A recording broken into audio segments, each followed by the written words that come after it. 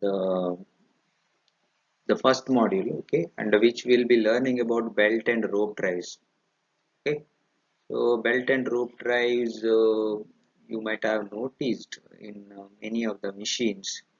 Even you have worked with the lathe, right? You might have noticed how the power is being transferred from the motor to a machine. Okay, so in especially in the lathe, and even you have noticed the power uh, chain drives, belt drives, rope drives.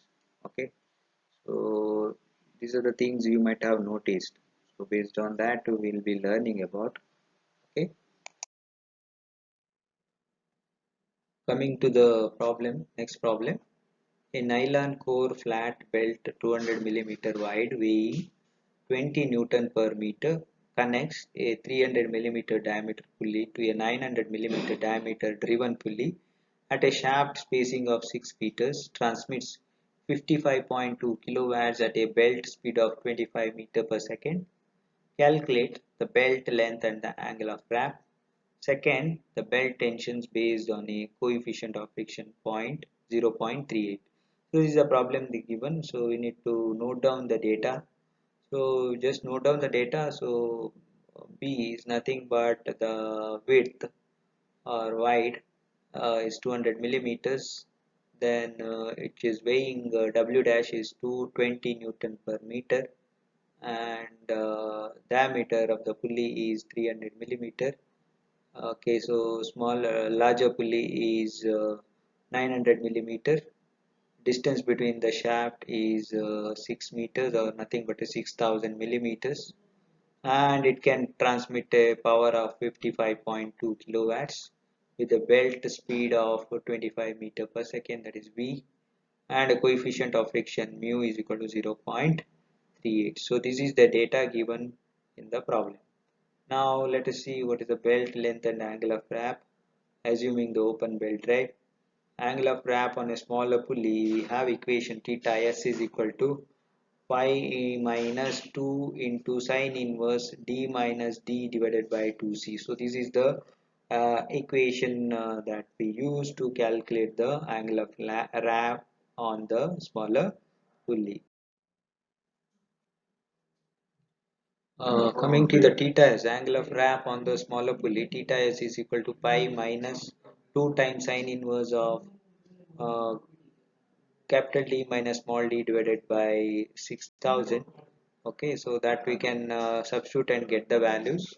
Theta s comes out to be 3.041 radians. So this is what you get. Similarly, for the larger pulley, we calculate angle of wrap is equal to theta L is equal to pi plus 2 sine inverse into d minus d divided by 2 times c. Again, in the same way, we can calculate the values by substituting the small d and capital D as 900 and 300. C is equal to 3000.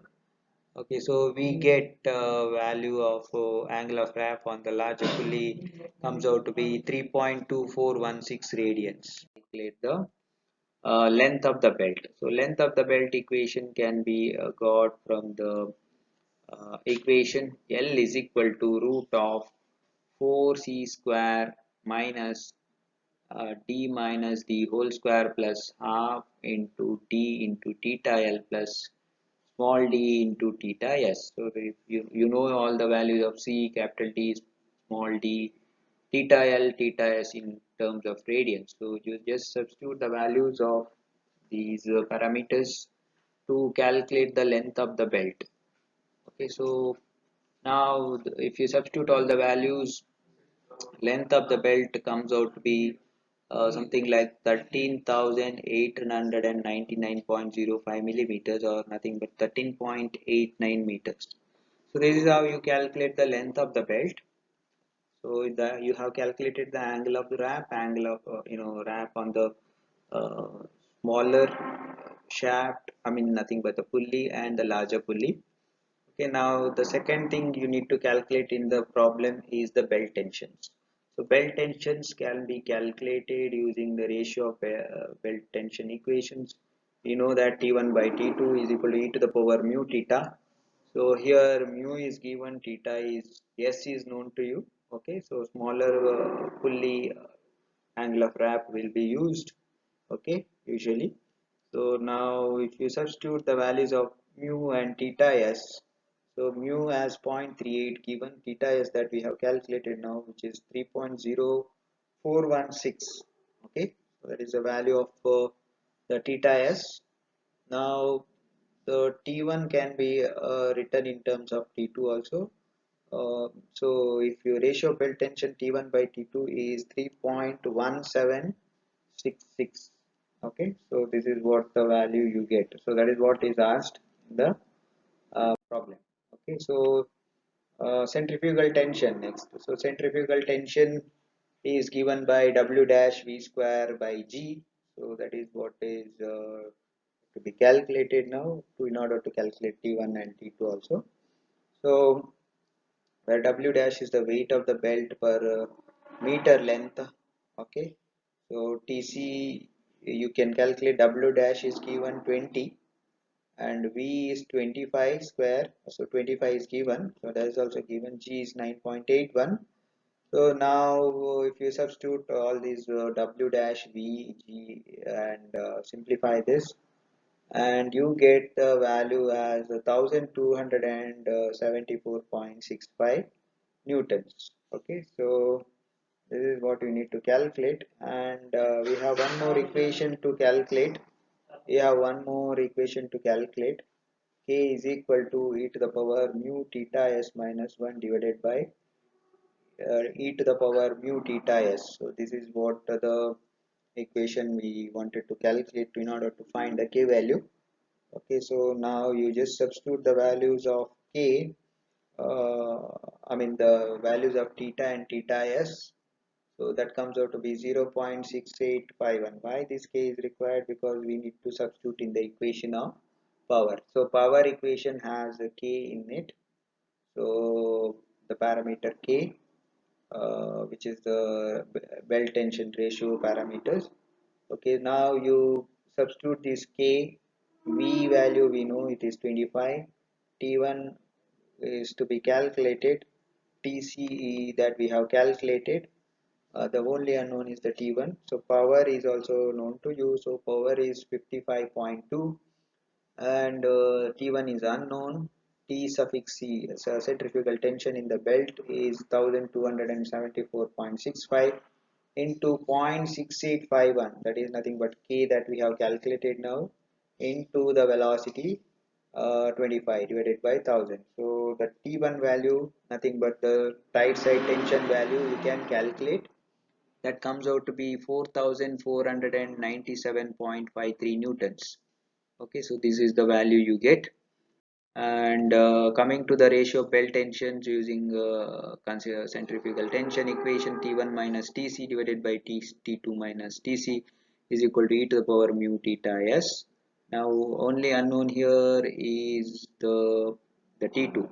Okay, so T2 you just substitute as it is. So T1 is calculated, Tc is also calculated, T2 that is a slack side tension we need to calculate from this equation. So T2 comes out to be 2289.07. So why all these calculations required? In order to calculate the T1 belt drive so far. Okay, so now we'll see V belt drive. Okay, so it is the same as that of the flat belt drive, but only thing is it has a V cross section or a trapezoidal cross section. Okay, so little bit about the V belt we'll learn, and later we'll go to the problems in the last part. So when the distance between the shafts are very less, okay, then we go for the V belts. Okay, so this is what you can see in the sketch also. So it has a cords, cotton fabrics. Okay, so the cords at the core of this cross section. Then it is covered by a rubber layers. Then at the last, it has been covered by a cotton fabric. Okay, it consists of a central layer of fabric and molded in a rubber or a rubber-like component. Okay, so this is the section of the V belt. So this assembly is enclosed in a elastic wearing cover. So it is enclosed in the elastic wearing cover. The belt will have contact at the two sides of the groove in the pulley. The belt will have contacts at the two sides of the groove in the pulley. So one the side either. Okay. So this is how these two sides will have contact with the groove. Groove is also in the same way, right? So groove is also in the same way what we have.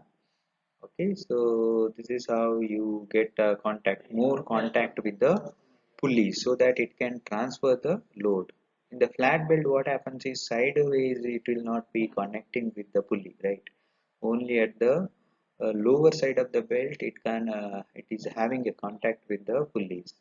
So the power transmission is comparatively lesser in case of flat belt drive, whereas in the V belt drive you have almost three sides it has been getting contact with the pulley so that it can transfer more power compared to the flat belt drives. Okay, so that is one thing, and it cannot be used for uh, you know long center distance between the pulleys since it is a molded this one. Okay, since it is a molded endless belt.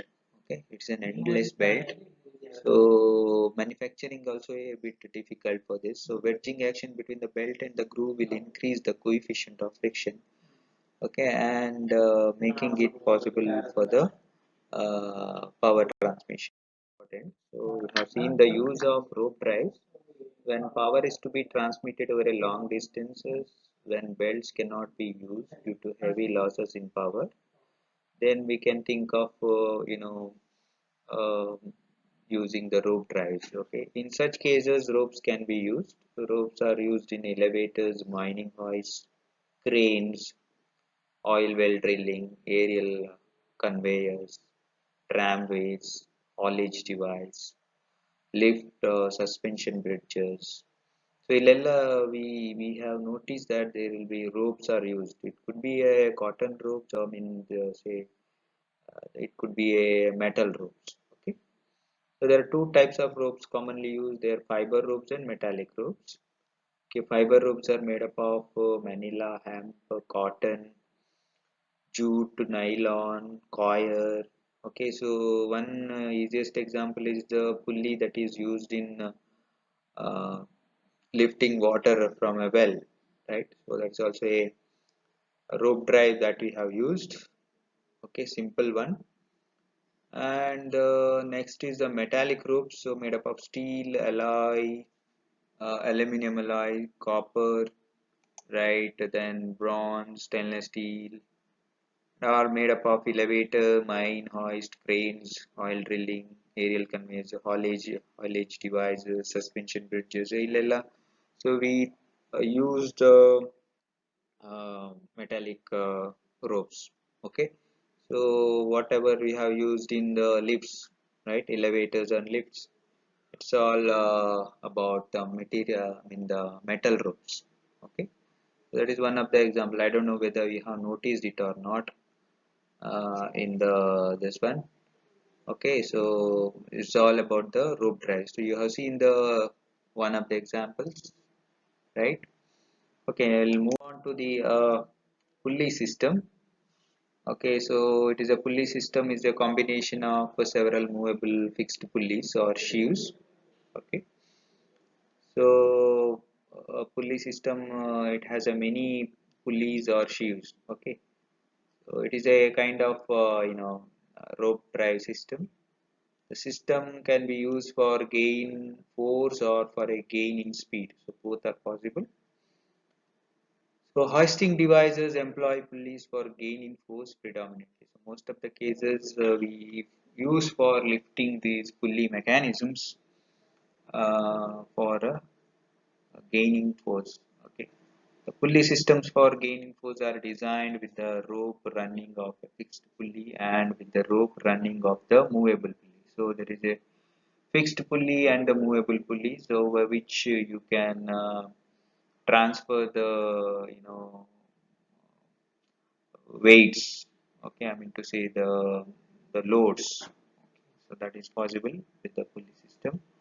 Example, hoisting tackle, so which will be coming across. So we'll see what is a hoisting tackle, block, and tackle system. Okay, so this is a block and tackle mechanism system.